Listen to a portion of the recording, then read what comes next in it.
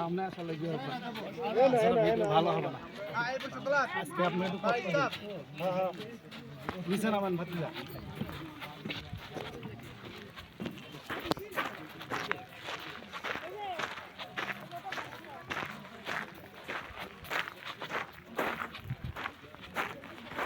300-350 টাকা নিল।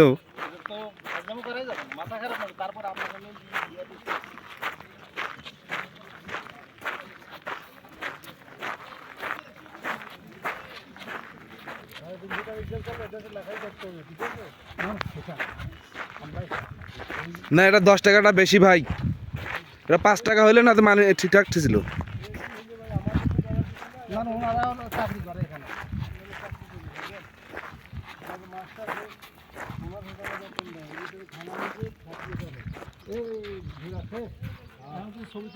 কয় পাক দিবেন? আল্লাহ হেফাজত করো সব বিপদ আপদ থেকে।